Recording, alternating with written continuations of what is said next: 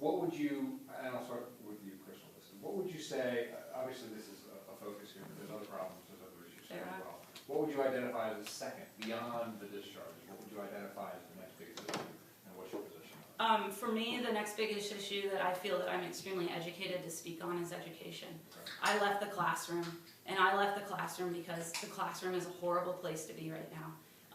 The classroom is a horrible place to be for a teacher. It's not a wonderful place to be if you're a student, and that's unfortunate because the classroom is our gateway to the future. And if good teachers who are highly effective, like I was rated, are leaving, then who is going to be left there to teach our children? My daughter is blessed this year to have a highly effective teacher. Last year, I watched two highly effective teachers who I prayed that she would have in 4th and 5th grade vacate. And they didn't vacate because they had higher, better prospects in the future. They vacated because they were sick of being bullied by the legislation that keeps coming down from the State House of Representatives and the Senate. And if everybody good is leaving, then who is that left to handle our future? And my reason for this being such a priority is because if we don't focus on what's happening in the education system, then it doesn't matter what happens as far as jobs, because there won't be anybody to fill it. It doesn't matter what happens with our economy, because there won't be anybody there to make money, count money, spend money. Because we're going to have an uneducated society, or a society who's not ready to compete in the future. So education is my personal second largest issue. Okay, what's your solution to retaining effective teachers? My solution to retaining effective teachers is higher pay obviously would be wonderful, but I don't think that teachers are there because of the pay. It's not like the pay scale was high and it suddenly dropped and nobody knew what they were getting into. I went through my undergrad and graduate knowing that I wasn't going to get paid anything. But my hope and my dream was that I was going to be able to impact future generations. My answer to retaining quality teachers is to make it an environment where they can actually teach. The classroom right now is not an environment where they can actually teach. When you talked about earlier Representative Harrell's qualifications and her newspaper questions with you guys, she was proud to announce that she had the endorsement of Legislator of the Year from the Foundation of Florida's Future. Their key principle on their own website is to expand testing.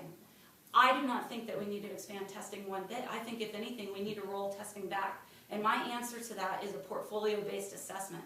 And I can talk to this professionally as of today. Representative Harrell was a teacher, who knows when, decades ago in the 60s or the 70s, but I can tell you that there is new research that shows that a portfolio-based assessment would work just as well, if not better, than the state standardized testing that we're making money off our children's backs today as we speak. I don't think teachers want to leave. I want to go back to teaching high school. My dream is to go back into the classroom and to have it be a place where kids want to learn and teachers want to teach. And it's not happening right now under any of the legislation that's coming out.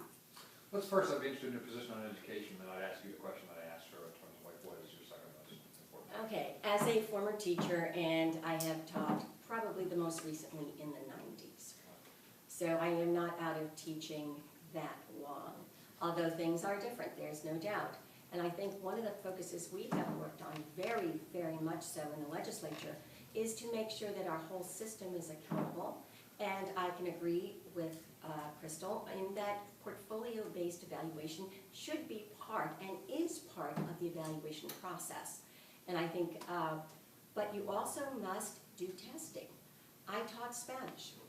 When I taught AR verbs, I was expected to make sure that my students learned AR verbs. I don't know if you all know Spanish or have studied Spanish or whatever, but you are expected to meet certain standards. And how do you know if the student has learned? You test. And then you learn what the student doesn't know, and then you reteach, or you work further with that student.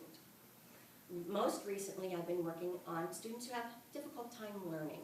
And I think we need to broaden our education for teachers to make sure that there are various methodologies taught to our teachers. I have two grandsons who are dyslexic. And when you look at where we are in teaching our teachers about learning disabilities, we are not there yet in the state of Florida. And yes, teachers get frustrated when they can't teach a student and they simply just aren't, they may be trying, but they're not learning. So we need to bring that education down and focus on the individual needs of the student. And what's the best way to teach that student? And I think we have made great strides over the years in bringing up the standards in Florida, which I absolutely think was necessary. But we also now need to turn a little bit and focus really on the individual student and how you make sure every student is successful. And that is the direction that we are now going. Things change in education. There's different philosophies now, different philosophies then. But that has to be the focus of putting that child in the center of doing it. And we have made major strides. Our fourth grade reading scores, our math scores, especially among our disadvantaged students, especially among our minority and Hispanic students, they have increased dramatically. Our graduation rates have increased dramatically. We are making strides. Is it perfect? No. Is there a long way to go? Yes. And I can be very effective in doing that.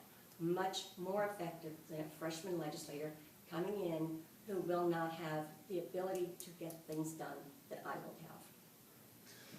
Sticking with the same question for you, then, what do you see as beyond the discharges, what do you see as the most pressing issue facing the district?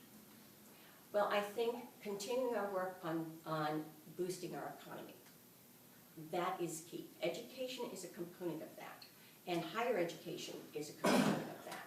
Making sure that we have an educated workforce out there that is ready to get jobs. We also need to make sure that we keep taxes low and that businesses can be successful in the state of Florida. We have we've grown maybe 1 million jobs in the last 5 years, 6 years. That is the beginning. The state is growing. We need continually to build jobs in the state. Okay. Tell me about your